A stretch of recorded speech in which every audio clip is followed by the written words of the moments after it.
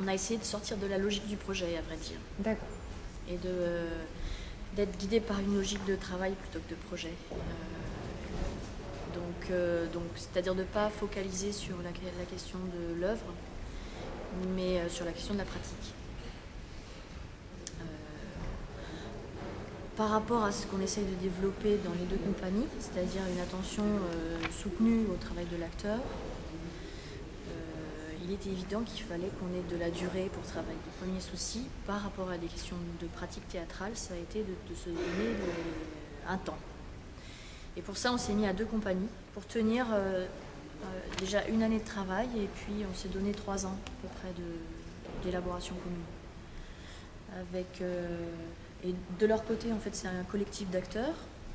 De mon côté, c'est plus un scénographe, moi qui fais la mise en scène, une équipe administrative. Et donc c'était aussi très complémentaire dans les possibilités. Ouais. Sur la première année, on s'est donné comme objet de travail Wojciech de Büchner, qui a été écrit en 1836, qui est une pièce ébauche. Comme c'était des ébauches, il y a tout à faire en fait, à faire un montage si on veut faire un montage, écrire ce qui manque si on veut écrire ce qui manque. Enfin, c'est aussi une pièce qui contient énormément de possibles, qui est comme une sorte de testament. Il est mort en l'écrivant. Donc il y a plein d'idées, autant philosophiques que politiques, que plein de chemins possibles. Donc c'est aussi une pièce qui était riche pour travailler sur un. Donc ça, c'était le cœur du travail sur une année. Et après, on a divisé l'année de travail en étapes. Une première étape qui allait de janvier à mars, avec une première forme fin mars, qui était à 3 acteurs, les 3 acteurs du théâtre de valse. Sur la première étape, on s'est concentré sur la trame dramatique autour du drame de la jalousie, puisque c'est une histoire d'un homme jaloux qui tue sa femme. On s'est principalement penché sur la première ébauche. Voilà. Et ensuite, il y a 25 personnages possibles dans cette pièce. Donc la deuxième étape, ça a été de rencontrer des gens qui avaient envie de travailler avec nous, qu'on avait envie de rencontrer aussi, et de faire des sessions de travail d'une semaine, 15 jours, où on expérimentait différentes choses à partir de tous les personnages. Après, il y a une autre étape de travail à partir de septembre. Pendant 3 mois, on a créé une forme avec 7 acteurs, 5 enfants et un chat. Et l'étape de résidence ici, il y a 6 acteurs. Et l'envie, c'était, au lieu de se focaliser sur la trame dramatique, au lieu de se focaliser sur l'histoire, le drame, de faire attention cette fois aux superpositions d'ébauches, en fait, aux échos qui émaillent la pièce, à la structure morcelée de la pièce. Donc on a profité aussi du coup de ce temps pour essayer de révéler les creux, les vides dans la pièce, et de faire éventuellement jaillir par moments les écritures qui étaient, les textes qui étaient apparus au plateau en improvisation, textes d'acteurs du coup. Au départ, je pensais travailler ici sur soit sur les animaux, sur l'introduction d'animaux dans la pièce, parce qu'il y a pas mal d'animaux dans la pièce. Et puis, on a eu un temps de résidence assez court, et du coup, j'ai préféré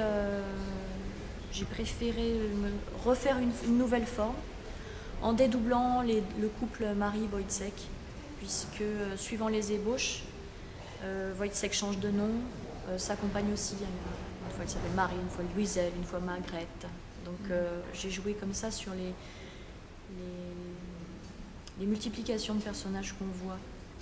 Quand on lit les ébauches, on ne comprend pas forcément ce qui se passe, hein. Ni qui est qui, ni qui dit quoi, et pourquoi les phrases passent de l'un à l'autre.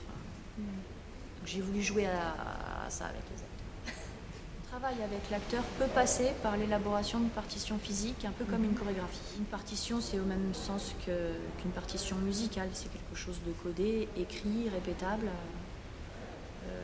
C'est comme une partition chorégraphique. Sauf qu'au lieu d'être simplement, d'être musical ou d'être rythmique, on appelle ça des actions. Il y a une différence, c'est que l'action est irriguée sur le plan de l'imaginaire, sur le plan de la dramaturgie par d'autres moteurs que simplement la dynamique ou le rythme ou le mouvement. Après, ma conception de la mise en scène, elle est plus simple et plus large. Mettre en scène, pour moi, ça signifie travailler des plans de sens et d'expérience, trouver les conditions pour qu'une expérience soit possible pour l'acteur et pour le spectateur. Donc pour l'acteur, ça veut dire avoir un processus de répétition et d'élaboration de forme cohérent par rapport à une proposition. Et pour le spectateur, c'est aussi ouvrir un espace de théâtre qui soit renouvelé. C'est-à-dire re-questionner la position du public par rapport à ce qu'il est en train de regarder et pas faire comme si rentrer dans une salle de théâtre suffisait à définir le théâtre. C'est pour ça que je m'accompagne avec un plasticien qui s'appelle Michael Viala, qui n'est pas un décorateur de théâtre, qui est vraiment un plasticien et qui conçoit des scénographies pour les spectacles de la compagnie en re-questionnant le lieu et les bâtiments dans lesquels on travaille. C'était aussi, ce soir à la Chartreuse, c'était aussi une proposition pour cet espace-là. La dramaturgie de l'acteur, en fait, c'est de proposer à l'acteur des lignes qui lui permettent d'avoir une inventivité, une liberté aussi, une forme d'autonomie, de gagner une forme d'autonomie. Pour pouvoir re-questionner et élaborer son propre travail ensemble, mais aussi seul. Oui. Une grande partie qui se fait, enfin, pas une grande partie, mais une bonne partie qui se fait seule aussi. Ouais. À partir de propositions sur lesquelles on se met d'accord, mais il y a beaucoup de matière qui est apportée par l'acteur. Beaucoup. Oui, son imagination. Son imagination. Mais ce qui est le corps, c'est aussi quelque chose. Et les litres de sueur, c'est aussi quelque chose. C'est lui qui construit ses partitions à partir de... ça donne une base de matière aussi répétable. Mais c'est ça revient à la question de qu'est-ce que c'est qu'une partition d'action, c'est-à-dire qu'on construit dans le travail physiquement, en réfléchissant à ce que la proposition qui est faite par rapport à la dramaturgie, à quelque chose qui est au début improvisé ou qui naît du point de vue qu'on a sur les choses, qu'on met en jeu et qu'on va pouvoir répéter après. Parce que c'est ce qu'on appelle des actions. On sait d'où elles jaillissent, et physiquement et dans la pensée, pour pouvoir créer un chemin qui permet de les retrouver.